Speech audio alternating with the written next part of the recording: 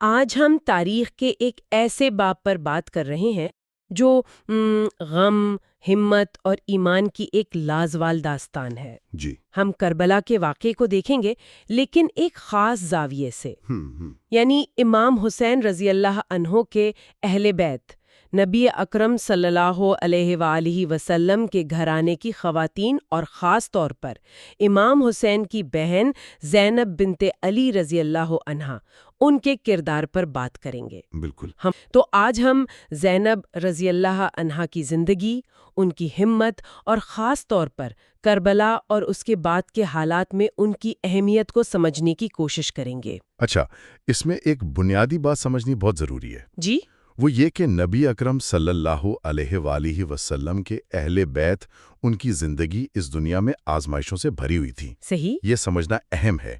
مطلب یہ آزمائشیں صرف مشکلات نہیں تھیں، بلکہ اللہ کی طرف سے ان کے درجات بلند کرنے کا ذریعہ تھی۔ یعنی جتنی بڑی آزمائش اتنا بڑا مرتبہ۔ بالکل۔ اور دیکھیں، تاریخ میں کبھی کبھی تفصیلات پر تھوڑا اختلاف ملتا ہے۔ جی ہاں، یہ تو ہوتا ہے۔ تو ہماری کوشش یہی رہے گی، جو بنیادی پیغام ہے اس پر زیادہ توجہ دیں۔ ٹھیک ہے، یہ نقطہ واقعی بہت اہم ہے۔ تو آئیے سب سے پہلے سیدہ زینب رضی اللہ عنہا کے نسب اور ان کی ابتدائی زندگی پر کچھ بات کرتے ہیں۔ جی۔ وہ علی رضی اللہ عنہا اور سیدہ فاطمہ رضی اللہ عنہا کی بیٹی تھیں، یعنی رسول اللہ صلی اللہ علیہ وآلہ وسلم کی نواسی۔ جی ہاں۔ ان کے سگے بہن بھائیوں میں امام حسن، امام حسین اور ام کلثوم رضی اللہ عنہم شامل ہیں۔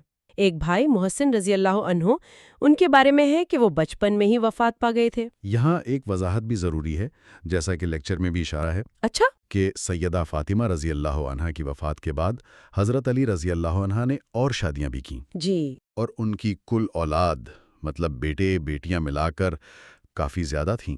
بعض روایات میں 14 بیٹے اور 19 بیٹیوں تک کا ذکر ملتا ہے۔ اوہ، اچھا خاصا بڑا خاندان تھا۔ جی، تو اسی وجہ سے تاریخ میں ہمیں حضرت علی کی اولاد میں ایک ہی نام، جیسے زینب یا محمد، کئی بار نظر آتا ہے۔ ہاں، اس سے الجھن ہو سکتی ہے۔ بالکل بالکل۔ لیکن ظاہر ہے سیدہ فاطمہ رضی اللہ عنہا کی اولاد کا مقام، ان کا مرتبہ، وہ تو منفرد ہے۔ یقیناً۔ اور سیدہ زینب رضی اللہ عنہا کی پیدائش کے بارے میں بتایا جاتا ہے کہ ہجرت کا 5واں سال تھا۔ جی۔ ان کا نام بھی نبی اکرم صلی اللہ علیہ وآلہ وسلم کی بڑی بیٹی زینب رضی اللہ عنہا کے نام پر رکھا گیا تھا۔ ہاں، یہ بھی ایک نسبت تھی بزرگوں سے برکت حاصل کرنے کی۔ صحیح۔ خاندان میں یہ روایت عام تھی۔ بالکل، ناموں کا یہ تسلسل، یہ بزرگوں کی یاد کو، ان کی میراث کو زندہ رکھنے کا ایک طریقہ تھا۔ لیکن یہ بھی ایک حقیقت ہے کہ سیدہ زینب رضی اللہ عنہا کی ابتدائی زندگی، یعنی کربلا سے پہلے والے دور کی بہت زیادہ تفصیلات، مسترد معلومات وہ آسانی سے نہیں ملتی۔ اچھا، ایسا کیوں؟ دیکھیں، ان کی زندگی زیادہ تر غیر سیاسی تھی، نجی نوعیت کی تھی، تو ان کی شخصیت کا اندازہ عموماً ان سے منسوب صفات سے یا پھر بعد کے واقعات سے، خاص طور پر کربلا کے دوران اور بعد میں جو ان کا کردار سامنے آیا، اس سے لگایا جاتا ہے۔ اور صفات کی بات کریں تو انہیں ذہانت، حکمت اور فصاحت و بلاغت کی وجہ سے عاقلہ بنی ہاشم کہا جاتا تھا۔ جی بالکل، بنو ہاشم کی دانا خاتون۔ ان کی شادی ان کے چچا زاد عبداللہ ابن جعفر ابن ابی طالب رضی اللہ عنہ سے ہوئی۔ یہ بھی تو حضرت علی کے بھتیجے تھے۔ جی ہاں، حضرت علی رضی اللہ عنہ کے بھائی جعفر طیار رضی اللہ عنہ ان کے بیٹے تھے۔ اچھا، جعفر طیار، ذوالجناحین والے۔ بالکل وہی، 2 پروں والا لقب۔ جنگ موتا میں شہادت کے بعد نبی اکرم صلی اللہ علیہ وآلہ وسلم نے فرمایا تھا کہ اللہ نے انہیں جنت میں کٹے ہوئے بازوں کے بدلے پر عطا فرمائے ہیں۔ سبحان اللہ۔ تو عبداللہ ابن جعفر رضی اللہ عنہ وہ خود بھی ایک غیر معمولی شخصیت تھے، اپنے والد کی طرح بہت بہادر اور بہت سخی۔ اور سیدہ زینب اور عبداللہ رضی اللہ عنہما کے بچوں کے نام بھی تاریخ میں ملتے ہیں، علی، اون، عباس، محمد اور ام کلثوم۔ جی۔ ان کے گھرانے کی ایک اور خاص بات جس پر لیکچر میں بھی زور دیا گیا، وہ ان کی سخاوت تھی۔ جی ہاں، یہ بہت نمایاں تھی۔ عبداللہ ابن جعفر رضی اللہ عنہ بہت مالدار تھے، لیکن ان کی سخاوت وہ تو ضرب المثل تھی۔ انہیں بحر الجود کہا جاتا تھا۔ بحر الجود یعنی سخاوت کا سمندر؟ بالکل۔ اور اسی طرح سیدہ زینب رضی اللہ عنہا کو ام الیتامہ یعنی یتیموں کی ماں کہا جاتا تھا۔ اچھا۔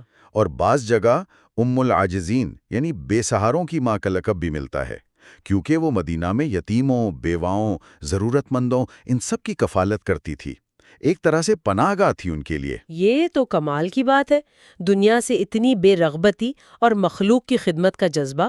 جی، اور شاید یہی وہ گہری روحانی تربیت اور صفات تھیں جنہوں نے انہیں آنے والے وقت میں تاریخ کی سخت ترین آزمائشوں میں ثابت قدم رہنے کی طاقت دی۔ اب ہم آتے ہیں اس سفر کی طرف جس کا اختتام کربلا پر ہوا۔ امام حسین رضی اللہ عنہ نے مکہ سے کوفہ کا سفر کیوں شروع کیا؟ کیا وجہ بنی؟ دیکھیں، بنیادی وجہ تو کوفہ کے لوگوں کی طرف سے بھیجے گئے خطوط اور پیغام تھے، بہت زیادہ تعداد میں، اچھا، جن میں انہوں نے امام حسین رضی اللہ عنہ کی بیعت کرنے اور یزید کی حکومت کے خلاف ان کا ساتھ دینے کا وعدہ کیا تھا۔ لیکن بہت سے بڑے صحابہ نے تو انہیں روکا تھا۔ جی بالکل، کئی جلیل القدر صحابہ کرام نے انہیں کوفہ جانے سے منع کیا۔ ان کا موقف تھا کہ کوفہ کے سیاسی حالات وہ بہت غیر مستحکم ہے، قابل اعتبار نہیں ہیں، صحیح، اور وہاں کے لوگوں کے وعدوں پر بھروسہ نہیں کیا جا سکتا۔ یہ بات اہم ہے کہ یہ اس وقت کے مخصوص حالات اور کرداروں پر تبصرہ تھا، یہ نہیں کہ پورے عراق کے لوگ ہمیشہ سے ایسے تھے۔ عراق سے تو بڑے بڑے علماء اور اولیاء بھی نکلے ہیں۔ ہاں، یہ وضاحت ضروری ہے۔ لیکچر میں خاص طور پر 2 صحابہ کی رائے کا ذکر ہے، عبداللہ ابن زبیر اور عبداللہ ابن عباس رضی اللہ عنہما۔ جی، عبداللہ ابن زبیر رضی اللہ عنہ نے تو ایک طرح سے حوصلہ افزائی کی کہ آپ جائیں، کوفہ آپ کا حق ہے۔ لیکن عبداللہ ابن عباس رضی اللہ عنہ، جو ان کے چچا زاد بھائی بھی تھے اور بہت بڑے عالم تھے، انہوں نے بہت شدت سے مخالفت کی، ہر ممکن کوشش کی کہ وہ نہ جائیں۔ ان کی دلیل کیا تھی؟ ان کی دلیل بہت گہری تھی۔ انہوں نے امام حسین رضی اللہ عنہ کو یاد دلایا کہ نبی اکرم صلی اللہ علیہ وآلہ وسلم کو اختیار دیا گیا تھا دنیا اور آخرت کے درمیان، جی، تو آپ صلی اللہ علیہ وسلم نے آخرت کو چنا۔ ابن عباس گویا یہ کہہ رہے تھے کہ اہل بیت کا راستہ، انبیاء کا راستہ، وہ آزمائشوں سے بھرا ہوتا ہے، اس کا انعام دنیاوی حکومت نہیں، آخرت کے بلند درجات ہیں۔ یعنی یہ راستہ آسان نہیں ہے۔ بالکل، یہ پھولوں کی سیج نہیں، کانٹوں بھرا راستہ ہے۔ یہ نقطہ تو واقعی پوری صورتحال کو ایک الگ ہی روشنی میں دکھاتا ہے۔ جی، مطلب یہ کہ اہل بیت کی یہ آزمائشیں کوئی اچانک یا انوکھی بات نہیں تھیں، بلکہ اسی سلسلے کی کڑی تھیں جو اسلام کے شروع سے چلا آ رہا تھا۔ بالکل، دیکھیں، امام حسن، امام حسین، سیدہ زینب رضی اللہ عنہم، یہ سب اسلام کے ابتدائی مشکل ترین دور کے بعد پیدا ہوئے، لیکن ان کی زندگیاں بھی ویسی ہی قربانیوں سے، ویسی ہی آزمائشوں سے گزریں جیسی ان سے پہلے والوں کی تھیں۔ جیسے خود حضرت علی، حضرت حمزہ یا حضرت خدیجہ رضی اللہ عنہ۔ جی ہاں، لیکچر میں سیدہ فاطمہ رضی اللہ عنہا کے بچپن کا وہ واقعہ بھی یاد دلایا گیا ہے۔ کون سا؟ جب انہوں نے کعبہ کے پاس نماز پڑھتے ہوئے نبی اکرم صلی اللہ علیہ وآلہ وسلم کی پیٹھ مبارک سے اونٹ کی اوجڑی ہٹائی تھی جو مشرکین نے ڈال دی تھی۔ ہاں، وہ مشہور واقعہ ہے۔ تو یہ کم سنی میں بھی اہل بیت کی خواتین کی ہمت، ان کی جرت، حق پر ڈٹ جانے کی مثال ہے، اور یہی روح ہمیں بعد میں سیدہ زینب رضی اللہ عنہا کے کردار میں نظر آتی ہے، بہت زیادہ۔ تو جب امام حسین رضی اللہ عنہ نے تمام مشوروں اور خدشات کے باوجود کوفہ جانے کا فیصلہ کر ہی لیا، تو سیدہ زینب رضی اللہ عنہا نے بھی ساتھ جانے پر اصرار کیا۔ جی، انہوں نے کہا میں بھائی کے ساتھ جاؤں گی، اور اپنے 2 بیٹوں اون اور محمد کو بھی ساتھ لے گئیں۔ اور یہ بات بھی واضح رہے، جیسا کہ لیکچر میں بھی ہے، کہ وہ کسی جنگ کی نیت سے نہیں نکلے تھے۔ نہیں، ہرگز نہیں، یہ تو ایک چھوٹا سا قافلہ تھا، زیادہ تر خواتین اور بچے تھے، اور بس چند وفادار ساتھی۔ انہیں امید تھی کہ کوفہ والے وعدہ نبھائیں گے۔ جی، انہیں امید تھی کہ لوگ اپنے وعدوں کا پاس رکھیں گے، ان کی قیادت قبول کریں گے۔ وہ ایک طرح سے امامت سنبھالنے جا رہے تھے، جنگ کرنے نہیں۔ اسی لیے کربلا میں جو ہوا وہ ان کے لیے بالکل غیر متوقع تھا۔ انتہائی غیر متوقع اور صدمہ انگیز۔ عاشورہ کی رات، یعنی 10 محرم سے پچھلی رات، اس کے حوالے سے کچھ روایات ملتی ہیں۔ ان کی سند پر بات ہو سکتی ہے، لیکن وہ اس وقت کی کیفیت بتاتی ہیں۔ کیا روایات ہیں؟ کہا جاتا ہے کہ جب سیدہ زینب کو یقین ہو گیا کہ صبح جنگ ہوگی، شہادتیں ہوں گی، تو انہوں نے بہت دکھ کا اظہار کیا، اپنی والدہ، والد، بھائی حسن کی وفات کو یاد کیا، اور کہا کہ کاش میں اس دن سے پہلے مر جاتی۔ یہ تو بہت فطری انسانی رد عمل ہے۔ بالکل، لیکن اس انتہائی جذباتی لمحے میں بھی امام حسین رضی اللہ عنہ نے کمال کا ضبط دکھایا۔ انہوں نے بہن کو تسلی دی؟ جی، تسلی دی، صبر کی تلقین کی، اللہ کی رضا پر راضی رہنے کو کہا، اور ان سے عہد لیا کہ ان کی شہادت کے بعد وہ بین نہیں کریں گی، گریبان چاک نہیں کریں گی، واویلا نہیں کریں گی۔ یہ خود امام حسین کی اپنی ہمت اور استقامت کی بھی دلیل ہے، یقیناً۔ اور دوسروں کو سنبھالنے کی صلاحیت کی۔ اور پھر وہ دن آیا، عاشورہ کا دن، جی، وہ قیامت کا دن۔ سیدہ زینب رضی اللہ عنہا نے اپنی آنکھوں کے سامنے پہلے اپنے بیٹوں اون اور محمد کو، پھر بھتیجوں کو، اور آخر میں اپنے بھائی امام حسین رضی اللہ عنہ کو شہید ہوتے دیکھا۔ اللہ اکبر، یہ تصور کرنا بھی مشکل ہے۔ اور اس ہولناک منظر کے دوران انہوں نے نہ صرف خود کو سنبھالا بلکہ امام حسین رضی اللہ تعالیٰ عنہ کے بیمار بیٹے علی زین العابدین رضی اللہ تعالیٰ عنہ، جو اس وقت خیمے میں تھے اور اس قتل عام میں بچ جانے والے واحد مرد تھے، ان کی حفاظت بھی کی۔ کربلا کا میدان تو ختم ہو گیا، لیکن سیدہ زینب کا اصل امتحان تو اب شروع ہوا تھا۔ جی ہاں، ان کی ہمت، ان کی فصاحت، ظالم کے سامنے ان کا ڈٹ جانا، یہ تاریخ کا ایک حیرت انگیز باب ہے۔ کہا جاتا ہے کہ جب یہ لٹا پٹا قافلہ کوفہ پہنچا تو وہاں کے لوگ جنہوں نے خط لکھے تھے مگر مدد کو نہیں آئے تھے، وہ اب رونے لگے۔ جی، اہل بیت کی حالت دیکھ کر وہ رو رہے تھے، تو سیدہ زینب رضی اللہ تعالی عنہا نے انہیں مخاطب کیا۔ کیا کہا انہوں نے؟ وہ خطبہ تاریخی ہے۔ انہوں نے فرمایا، اے اہل کوفہ، اب روتے ہو؟ خدا کرے تم ہمیشہ روتے رہو اور کبھی ہنسو نہیں۔ تم نے خود ہی انہیں بلایا اور پھر خود ہی ان کی پیٹھ میں چھرا گھونپا۔ تم نے اپنے دامن پر وہ داغ لگا لیا ہے جسے کبھی دھو نہیں سکو گے۔ تم پر افسوس ہے۔ یہ تو منافقت پر ایک زبردست تماچا تھا۔ بالکل۔ بزدلی اور بے وفائی پائی۔ اس کے بعد انہیں کوفہ کے گورنر عبید اللہ ابن زیاد کے دربار میں لے جایا گیا۔ جی۔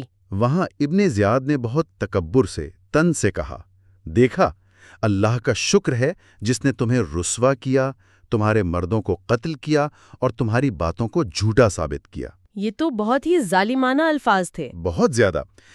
لیکن زینب بنت علی رضی اللہ عنہا نے کمال کی جرت اور ایمانی قوت سے جواب دیا۔ کیا جواب دیا؟ انہوں نے فرمایا، تمام تعریفیں اس اللہ کے لیے ہیں جس نے ہمیں اپنے نبی محمد صلی اللہ علیہ وآلہ وسلم کے ذریعے عزت بخشی اور ہمیں ہر قسم کی نجاست سے پاک کیا۔ رسوا تو فاسق ہوتا ہے اور جھوٹ فاجر بولتا ہے، اور الحمدللہ وہ ہم نہیں کوئی اور ہیں۔ کیا کمال کا جواب تھا! ابن زیاد تو چپ ہو گیا ہوگا۔ وہ اور غصے میں آ گیا، کہنے لگا، دیکھا اللہ نے تمہارے بھائی اور خاندان کے باغیوں کے ساتھ کیا کیا۔ اس پر انہوں نے وہ مشہور جملہ کہا۔ جی ہاں، وہی شیر آفاق جملہ جو آج بھی اہل ایمان کے لیے روشنی کی طرح ہے، ما رأیت الا جمیلہ، میں نے بھلائی کے سوا کچھ نہیں دیکھا۔ میں نے بھلائی کے سوا کچھ نہیں دیکھا۔ اتنی بڑی مصیبت کے بعد یہ کہنا۔ یہ صرف الفاظ نہیں ہیں، یہ ایک پورا فلسفہ ہے۔ یہ اس گہرے ایمان کا ثبوت ہے کہ جو کچھ ظاہری طور پر برا لگ رہا ہے، تکلیف دہ لگ رہا ہے، وہ اصل میں اللہ کی حکمت کے تحت ہے، اور اہل بیت کے لیے اس میں شہادت کا رتبہ ہے، آخرت کی بلندی ہے۔ یہ جواب تو ظالم کی نفسیاتی شکست تھی۔ بالکل، یہ وہی جذبہ ہے جو آج بھی ہم دیکھتے ہیں جب شدید ترین مشکلات میں بھی مسلمان کہتے ہیں الحمدللہ۔ صحیح، اور تاریخ نے دکھایا کہ ظلم کا انجام کیا ہوتا ہے۔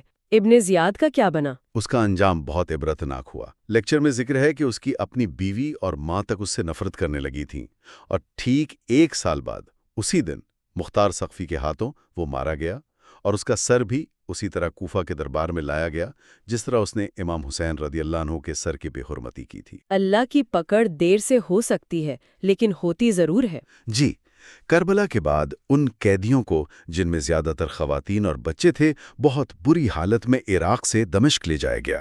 دمشق یعنی شام، یزید کے پاس؟ جی، جو اس وقت دارالحکومت تھا، اور امام حسین رضی اللہ عنہ کا سر مبارک نیزے پر بلند کر کے ساتھ لے جایا جا رہا تھا۔ یہ سفر خود ایک بہت بڑی اذیت تھی۔ اور پھر دمشق میں یزید کے دربار میں پیشی ہوئی؟ جی، وہاں بھی سیدہ زینب رضی اللہ عنہا کی وہی جرت، وہی حق گوئی نظر آئی۔ ایک واقعہ بیان کیا جاتا ہے کہ دربار میں ایک شامی شخص تھا۔ اس نے یزید سے کہا کہ ان قیدی لڑکیوں میں سے ایک، فاطمہ بنت علی، جو حضرت علی کی دوسری زوجہ سے تھیں، وہ اسے کنیز کے طور پر دے دی جائے۔ استغفر اللہ۔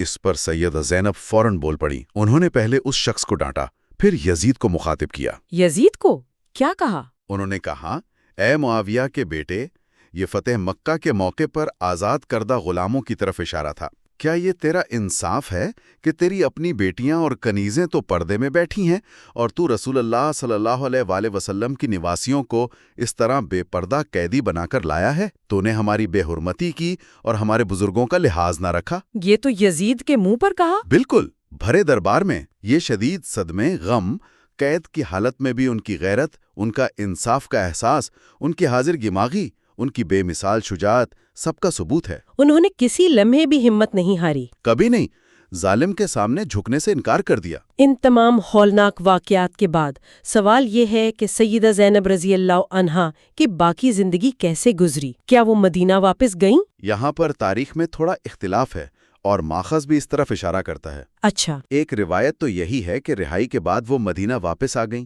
اپنے شوہر عبداللہ ابن جعفر رضی اللہ عنہ کے ساتھ رہیں، اور وہیں کچھ عرصے بعد ان کی وفات ہوئی اور جنت البقیع میں دفن ہوئیں۔ یہ ایک روایت ہے۔ جی۔ دوسری روایت جو خاص طور پر مصر میں بہت مشہور ہے، وہ یہ کہتی ہے کہ مدینہ کے حالات شاید ان کے لیے سازگار نہیں رہے۔ کیوں؟ بنو امیہ کی وجہ سے؟ ہو سکتا ہے اموی گورنر کی وجہ سے، یا شاید ابن عباس رضی اللہ عنہ نے مشورہ دیا کہ وہ کہیں اور چلی جائیں، تو وہ مصر ہجرت کر گئیں۔ مصر؟ جی، وہاں کے گورنر مسلمہ ابن مخلد الانصاری رضی اللہ عنہ، وہ خود صحابی تھے، انہوں نے ان کا بہت احترام سے استقبال کیا۔ اچھا۔ وہ مصر میں علم و حکمت کا مرکز بن گئیں، لوگ ان سے فیض حاصل کرتے تھے، اور وہیں ان کا انتقال ہوا اور قاہلہ میں ان کا مزار ہے، جو آج بھی مسجد سیدہ زینب کے نام سے مشہور ہے، اور لاکھوں لوگ وہاں زیارت کے لیے جاتے ہیں۔ تو دو مختلف مقامات کا ذکر ملتا ہے، مدینہ اور مصر۔ جی، اور کچھ بہت ہی ضعیف روایات ان کی شہادت کا بھی ذکر کرتی ہیں، کبھی دمشق کے قریب، کبھی عراق میں، لیکن وہ مستند نہیں ہے۔ اس اختلاف کی کیا وجہ ہو سکتی ہے؟ دیکھیں، ایک وجہ تو وہی ہو سکتی ہے جو ہم نے پہلے کہی، کہ حضرت علی کی اور بھی بیٹیاں تھیں زینب نام کی؟ جی، ممکن ہے بعد کے مورخین نے ان کے واقعات کو ملا دیا ہو۔ دوسری وجہ یہ بھی ہو سکتی ہے کہ ان کی عظمت اور محبت اتنی زیادہ تھی کہ مختلف علاقوں میں ان سے منسوب مقامات یا مزارات بن گئے ہوں، جو ضروری نہیں کہ ان کی اصل تدفین کی جگہ ہوں۔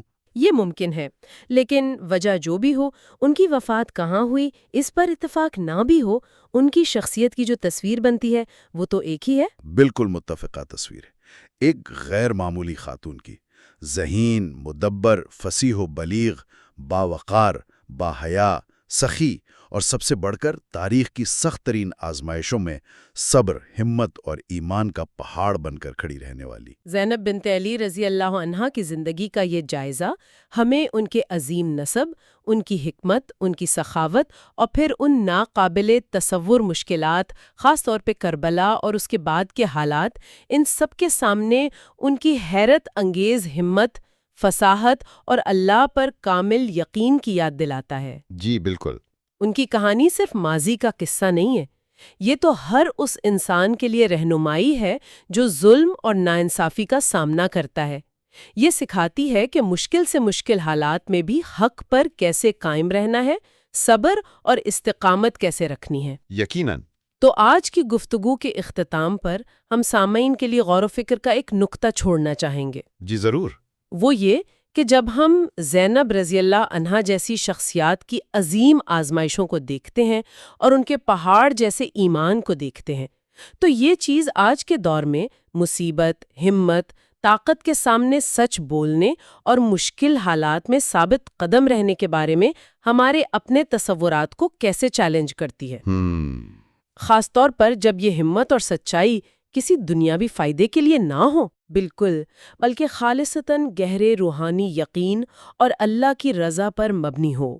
یہ سوال ہمیں اپنی زندگیوں پر، اپنے رد عمل پر اور اپنے ایمان کی گہرائی پر غور کرنے کی دعوت دیتا ہے۔